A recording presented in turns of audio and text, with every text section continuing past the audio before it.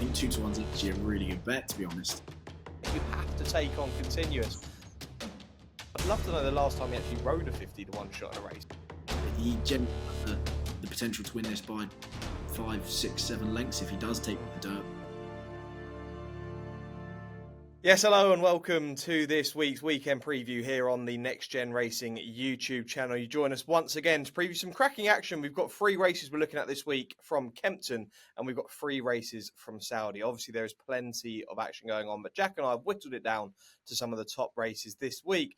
As always, do subscribe, do comment, do like, get involved with the channel. Subscribers, again, they keep going up and up. The more I ask you guys to subscribe, the more you're doing so. Still 71% of you, though, who do watch these videos are not subscribed.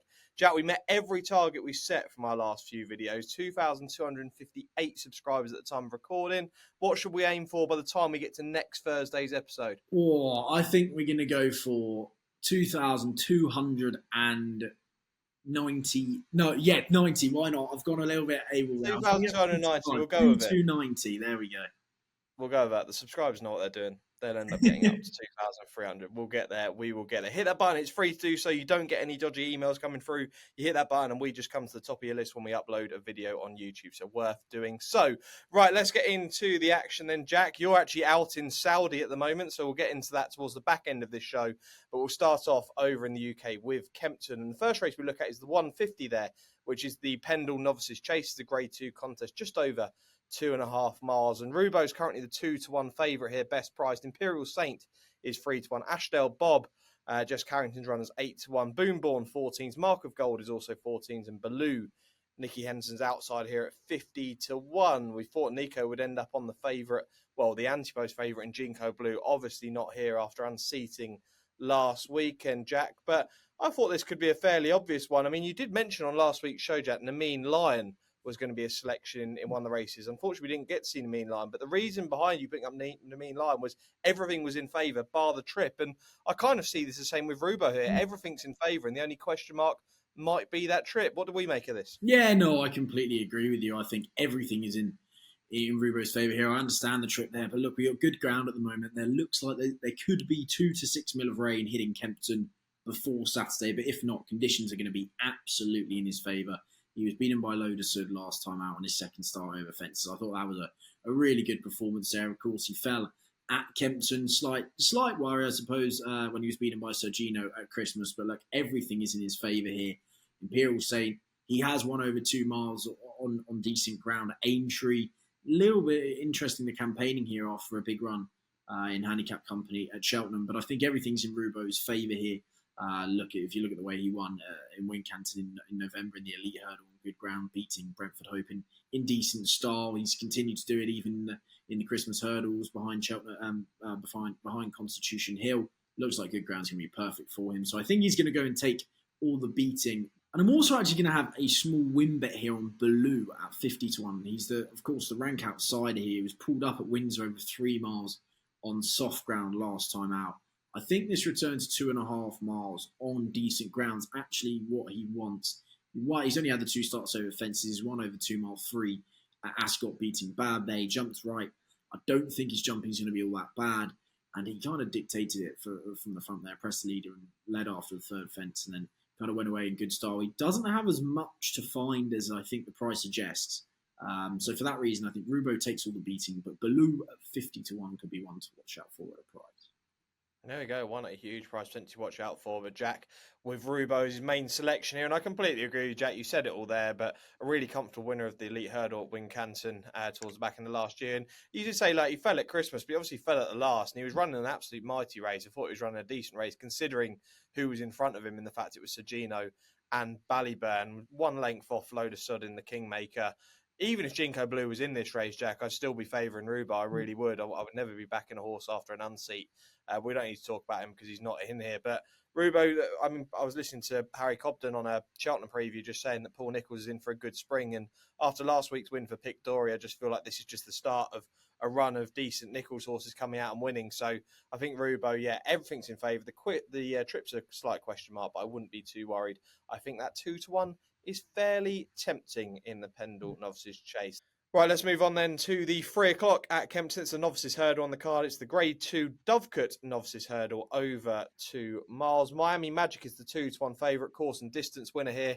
Tripoli Flyer is 7-2. Celtic Dino or Celtic Dino 9-2. Roy's is 8-1. Starcross Lover 9-1. Andershan is 11-1. Roadless Travelled is currently 16-1. And Blue Singer is 50-1 in here. Jack, you texted me midweek actually, and was quite keen on Miami Magic, the favourite here, course and distance winner. I kind of think that the price is bigger than it is, potentially due to the fact that it's not a very fancied partnership. You know, it's not your Willie Mullins and Paul Town, it's not your Nico de Boinville and Nicky Henderson, it's not your Harry Cobden, Paul Nicholls, but it's Stuart Edmonds and Charlie Hammond. But this horse is not to be underestimated. Yeah, I think he should be close to even money. I think 2-1's actually a really good bet, to be honest. He's been very, very impressive at Fakenham. He recorded a good time on his hurling bow, and then went into the exact same as you said over the course and distance. Made all, travelled strongly, absolutely kick clear. That time was really impressive in comparison to another. I think it was a handicap on the same day. There over 2 miles, and then last time out looked like he was going to go and win a Grade 1 over 2 mile and 1. It was a bit of a test, and Potter's Charm just outstayed him, and look, he pulled clear of third there. Celtic, however you want to call it, Celtic Dino there was going well enough, and then dropped out the frame there. Probably didn't like the ground too much, but Miami Magic, I think this is a cracking opportunity for him. He gets weighed off Tripoli Flyer, Celtic Dino, road less travelled, and I think he takes all the beating here. The only one who I think could perhaps be there to give him a little bit to think about is Celtic Dino, returning to 2 miles, good ground. I think he'll go out in front and probably will be the one to make Miami Magic do it all. But I'm going to be backing Miami Magic at 2-1, and I'm going to be backing the forecast as well of Miami Magic and Celtic Dino. There we go then. Yeah, again, I'm in agreement, Jack. This could be the win double for the weekend over in the UK anyway, of Rubo and Miami Magic. I'm really impressed with Miami Magic. That race in the 4 mean Novices Hurdle, I went back and watched it a few times this afternoon, and behind Potter's Charm, I think, yeah, just outstayed, simple as that. But I do think this horse, Miami Magic, is a decent horse. I'm not saying that he's right up there with the top, but I think he's a classy animal. And I'd imagine this has been a bit of a target, to be honest. They're not going to go and win a Grade 1 at the Cheltenham Festival. They're probably not going to go and win they might target a Grade 1 at Aintree, but they're not going to go and win something like that. So this could be a really decent target for a horse like this. I think Tripoli Flyers, as good as he looked in the Scottish Supreme Novices Hurdle, on RPRs and ratings, he's got a bit to find, doesn't he? And like Jack says, Miami Magic's getting a bit of weight here. I just think the price is a little bit bigger due to the fact it's not a real fancied partnership. But Stuart Edmonds and Charlie Hammond, I think the 2-1 at Miami Magic is the way to go. Right, we should be able to get a decent price in here, though, Jack, rather than going with the favourite. It's not rare, very often we go with the favourites, to be fair, so no stick in the comments. The 3:35 at Kempton is the big handicap chase on the card. It's the Ladbrokes Trophy handicap chase over 3 miles, which sees Highland as the 7-2 favourite, Lowry's Bar 7-1, Beachcomber and R Power at 8-1, Catre Dory is at 10-1, Golden Sun 14, 16-1, bar the rest. I had a little look through this, and I'm going to take one at a fairly big price here, Jack, and I quite like Cheltenham for Dan and Harry Skelton, who's back off a winning mark of 136. Now, he ran here last February in a race over a shorter distance where he finished second. But again, I've watched that race back earlier today, and he ran absolute brightness. So one thing that isn't a problem is this track. I think he's going to absolutely love it back at Kempton. And look, this horse's start, so he can string a load of wins together. He really can. I think this is a good place for him to start. It's his first time at 3 miles, which surprised me a little bit because I feel like his name pops up in these handicap chases all the time. But it's his first time trying 3 miles. And if you watch back some of his recent runs, he does just keep on. So potentially back at trying 3 miles for the first time off a winnable mark. I just think that 20-1 could look too big for a great combination in the Skeltons. Jack, how about you? Yeah, no, you make a good case there. For me, I wanted to take on a couple at the top of the market. I think Highland short enough. Lowry's Bar, I don't think conditions are going to suit. Art Power, the same I can say there, and it's 10-year-old. But I actually really like Beachcomber here. I thought the blinkers did absolute wonders for him last time out over course and distance. He dictated in front. I love when they go around Kempton, they just dictate in front. He was absolutely pinging his fences. The last two as well, he was so slick over them. Richie McClernand got a great tune out of him. He clearly liked going right-handed. He was jumping a little bit to his right on the inside of the rail there compared to when he was pulled up at Cheltenham. But I think a a mark of 136. He's only had the 4 starts over fences. Good ground's going to suit. He was a non-runner on soft ground at Sandown. I think everything's in his favour here. And at 8-1, I think he's a nice win bet for me, Sam. Yeah, Beachcomber, a good one there. Another course and distance running in this field. Highland is fascinating. The plan with this horse is the Grand National, from what I've heard. So we'll wait and see what happens with a horse like Highland. But yeah, a few decent prices. Beachcomber 8-1, Cheltenham at 20-1. So there we go. Our selections from Kempton. We may have some other UK selections towards the back end of the show, but we are now going to switch attentions to Saudi Arabia and Riyadh. And at the top of the show, I mentioned that Jack is not in Hong Kong. He's actually out in Saudi Arabia.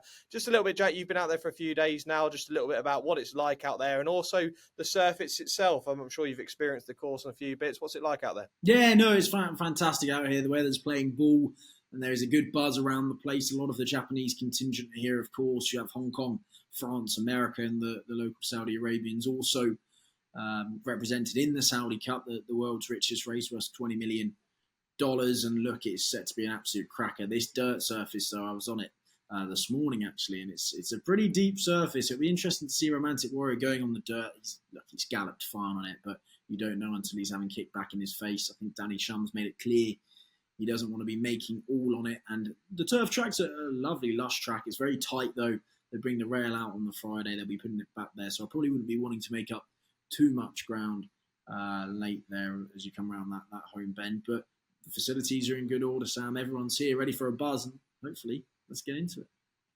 Yeah, absolutely. And we'll talk about the Saudi Cup, the big one, right at the back end of the show. But we'll start off with the first race Jack and I are going to look at is the Howdom Neom Turf Cup, a Group 2, just over a mile and a quarter. The 3:25 UK time. And Shin Emperor is currently topping the market at 11-8. Al Rifa 7-2. Spirit Dancer is 8-1. Then we get another big jump here to Caliph and Straight at 16-1. Trust Your Instincts also 16-1, 20-1.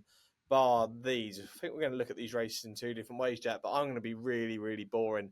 But I just think Shin Emperor is going to go and win this, to be totally honest. You take out his Arc run and he should be the pick on the form comfortably here. Al Riff is a nice horse. He's an older horse, obviously, than Shin Emperor, but I feel this trip is just perfect for the Japanese horse, Shin Emperor. Watch back the Irish Champion Stakes as well. That extra half furlong that he's going to get here, I just think if you watch it back, he's going to get a lot closer to Economics and August Rodin in that. If he has an extra half furlong, the ground's going to be right up his street, and I imagine it's fairly quick out there currently. And he ran a belter in the Japan Cup behind Dojuice. I watched that back this afternoon, and look, Alrif is in the same ownership colours as Dojuice. I don't know who they think would be the better horse, but I'd imagine Dojuice would be slightly better on a quicker surface than Alrifa. So we'll wait and see. But I think this is all just set up for Shin Emperor. I think he's a much better horse than a lot of these in this race. So Shin Emperor 11-8. It wouldn't be a big play for me at that kind of price, but I think he'll just win. And Jack, you looked at this race in a completely different way when you sent over your selection earlier. Yeah, I think sometimes you can overanalyze a race, and I've probably done that here. Shin Emperor, as you say, he is definitely the classiest animal in the race. Second at in the Japan Cup.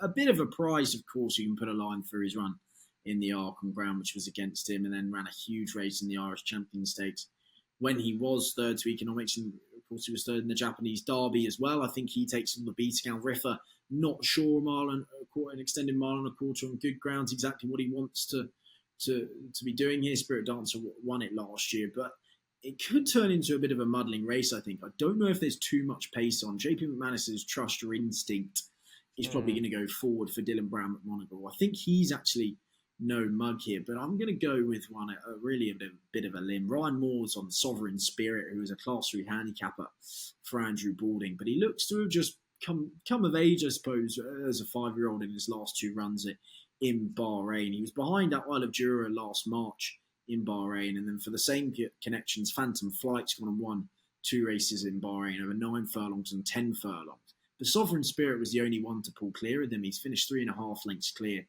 of third in back-to-back runs there. Ryan now gets on board. Yes, he's definitely got £15 to find with the likes of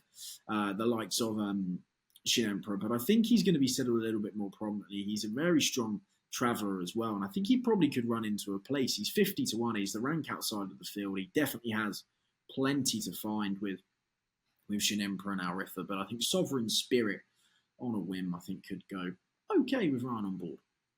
I completely didn't overanalyze this race, and I just looked at the top of the market. But when you actually look at it, I'd love to know the stat. I should have looked it up, but I know we only sent selections to each other just shortly before the show. But I should have looked out how many times would you see Ryan Moore in a group race ride a 50-1 shot? Like, I'm not even in handicaps, you'd rarely see him on a 50-1 shot. I'd love to know the last time he actually rode a 50-1 shot in a race. So it Yeah, is a massive prize for a Moore runner. that's it. It's the beauty of Ryan Moore. He just manages to get like loads out of no matter where he's riding, who he's riding. If it's a Class 5 handicap or a Happy Valley, if it's on the Group 1 stage, he just manages to thrive and find 2 or 3 or 4 pound that other jockeys can't. And if he can keep him going for an extra 100 yards, he'd be a 2-time winner in Bahrain in his last 2 starts, and he'd probably be half the price he is. So 50-1 will do me, Sam. Yeah, even based on that Ryan Moore fact, that 50-1 does look very big. So one at the bottom of the market for Jack, one at the top from me. Let's go to the 450 then, which is the Longines Red Sea Turf Handicap, the staying race on the card. Another Group 2 contest, sorry. It's the 450 UK time. Continuous is top in the market for Aidan O'Brien and Ryan Moore, 4-1 currently. Al Nair is 5-1. Dear Amal is also 5-1. Gregory is also 5-1, all joining each other in the last few moments. Epic Poets 10-1. Byzantine Dream is 12-1. Presage Nocturne is 12-1. Trafalgar Square 12-1, 20-1. Bar these. Again, I looked through this race. I didn't want to try and overcomplicate it, but I just feel like, Jack, you have to take on Continuous after last season. He didn't have a great season, did he, really, from what we would expect from an Aidan O'Brien group horse? But his 2024 form involved figures of 5-1, 3, 15, 10 and 9. Now, not often you see that from an Aidan O'Brien run. I know that some of these runs came in really decent races, but in my opinion, he just needs to find a bit in here. What did you make of Continuous at the top of the market? Oh, it's a tricky one, isn't it? Like, Yeah. I'd really want to be taking him on, but after what Tower of London did last year, you can really see why he is the price he is. Tower of London, of course, 2 below par runs, comes and wins here from the rear of the field, managed to fly home in the last few strides. Continuous, the Ledger winner, will stay, hasn't run over this trip before, was given a quietish time of things at Charlton last time out. Very classy animal. Is he a stayer in the making? Not 100% sure, but you can definitely see the angle there. I think the likes of Diramar, Al Nier, and Gregory, I'm probably going to put into the same bracket. I think they're decent stayers. Don't know if they're prolific. Well, they're definitely not prolific winners. That's for sure. Gregory in first-time blinkers is definitely interesting because I think a mile and 7 on a quick surface is exactly what he wants. Byzantine Dream was 5th, I think, in the Japanese St. Ledger.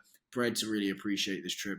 Sai won the Japanese Ledger as well. But I'm going to be with Epic Poet here for David O'Mara. He had the 3rd this with Get Shirty 2 years ago, and I think Epic Poet's kind of going the same way here. Looks like he is a 6-year-old, but he's definitely improving. He was 4th for staying on in the E-Ball, and then went really nicely at Haydock next time out. Past 2 runs at Meydan have been over a mile and 6. They've turned into absolute sprints. He won his penultimate run at Meydan, and then last time out turned into a sprint. He was coming over the top, only beaten half a length. Gets a little bit of weight here off quite a few others. I don't actually think he's that badly in at the weights, and I think he could actually go pretty well here. David O'Mara, we know, likes to land a big plod in the Middle East as well as he's done in the past. So I think Epic Poet at 10-1 is where I'm leaning. Epic Poet for Jack then, yeah, hearing David O'Mara run out this time of the season gets you more and more excited for the Lincoln, doesn't it? It really does. The one that I'm going to back in here, Jack, is going to be Al Nair, the top weight. I know he was kind of the hype horse last season, wasn't he? Especially going into that long distance cup. He won at Newmarket, and everyone thought, this horse could really put it up to Kyprios. Those who thought that were absolutely mad. He had no chance on figures. But this race, I feel like it could be set up for him. Now, I went back and looked at every single one of his runs, and you'd probably go, look at the one that he won and see how well he won that. But I was more interested in the time he finished second at the start of the season, the Group 2 Lonsdale Cup, where he finished second behind Vauban. First of all, that was his only run last season on good ground, so the quickest surface. And it was actually his best RPR, not by far, but it was his best RPR in finishing second.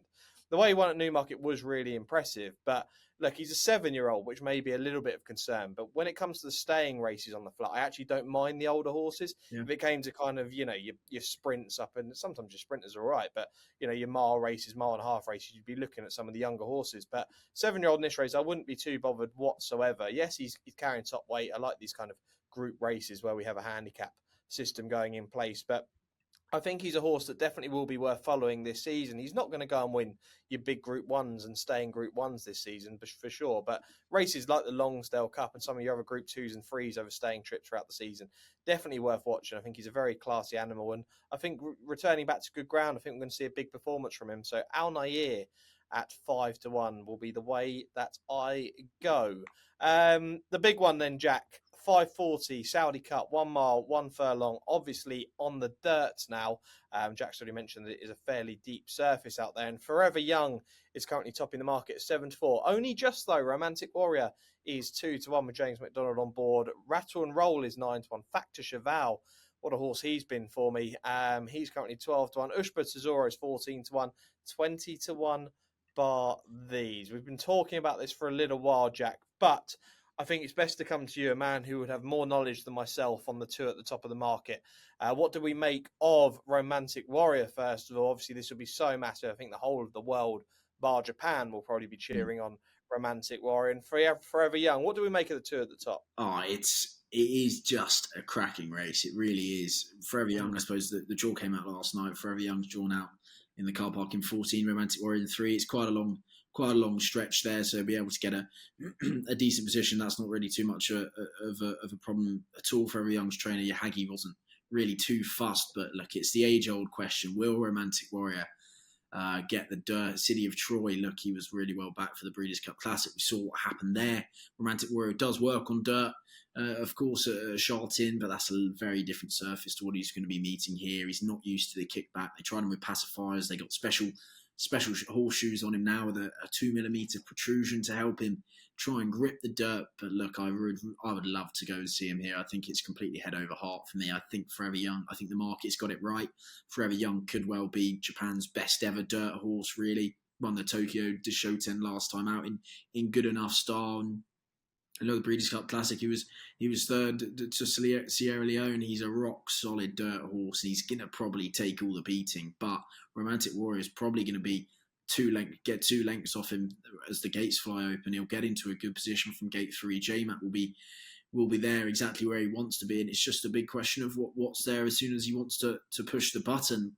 I think if he does take to the dirt 80%, I think he wins. I think he generally has the potential to win this by 5, 6, 7 lengths if he does take the dirt, but it's the biggest if in history, as we saw with City of Troy. Danny Shum's already said he's going to the Dubai Turf instead of the Dubai World Cup, so you probably have to have a few doubts there. But Sam, as you can tell, I'm sitting on the fence, but I'm going to have to go with Romantic Warrior because he is the classiest animal in the field.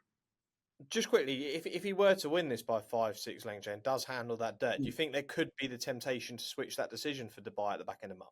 Yeah, there would have to be that temptation. I think even though it seems like they made the decision to go to the Dubai Turf, if they go and win the Saudi Cup, surely there's no question they have to go to the Dubai World Cup. But look, it depends how much it's going to take out of him. I just hope he can get around it in one piece. It doesn't take too much out of him, and he can go and win wherever Dubai Turf and then Japan if he goes to Japan after that. But look, he continues to prove me wrong. Whether it was the Yasuda Kanen last year, I thought that the drop back to a mile after winning a grueling QE2 wasn't going to be great for him. He went and won the Yasuda Kanen last start with measured time, and God bless him in the Jebel Hatter. I thought he was going to have to face it all against him here, and he went and did it in really good style. He just continues to prove people wrong, and I think he may well do it on Saturday.